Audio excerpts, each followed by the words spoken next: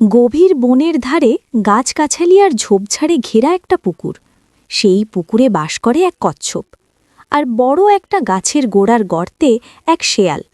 দুজনের মধ্যে ভারী বন্ধুত্ব। একদিনের কথা, তারা সুখ দুঃখের গল্পগাছা করছিল। সেই মুহূর্তে আচমকা সেখানে লাফিয়ে পড়ল এক গেছো বাঘ। ক্ষিপ্র গতির ধূর্ত শেয়াল বাউলি মেরে সটকে পড়ল, কিন্তু চাকা লাগানো গোল চাকতির মতো কচ্ছপ তো গড়াতে গড়াতে পুকুরের দিকে যেতেই তার ওপর হামলে পড়ে গেছো বাঘ। পা দিয়ে তাকে চেপে ধরে ঘাড় মটকাতে গিয়ে দেখে ভারী বজ্জাত আর কৌশলী তার শিকার। ঘাড় নেই, গলা আছে, তবে শুরুত করে তাকে শরীরের ভিতর লুকিয়ে ফেলে।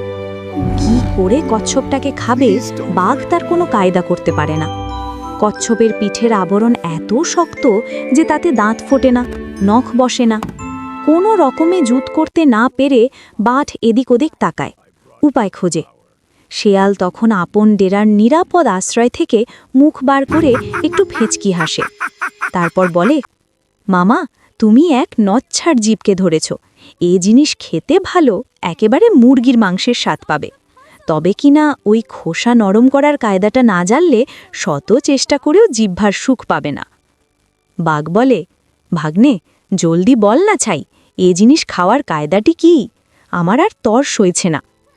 শেয়াল বলে, ও জিনিসের খোসা নরম করার একটাই উপায়, ওকে পানিতে ফেলে দাও। খানিকক্ষণ ভিজলে খোসা নরম হয়ে ভেসে উঠবে, তখন টেনে এনে মজা শেখাও। বোকা বাঘ তাই করে। কচ্ছপ দ্রুত জলে মিলিয়ে যায়।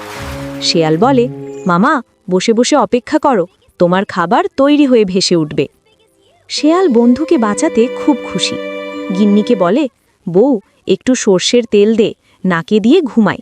বিকেলে ঘুম থেকে উঠে বন্ধুর সঙ্গে আড্ডা দেব আর বুদ্ধ বাঘের পিণ্ডি চটকাবো।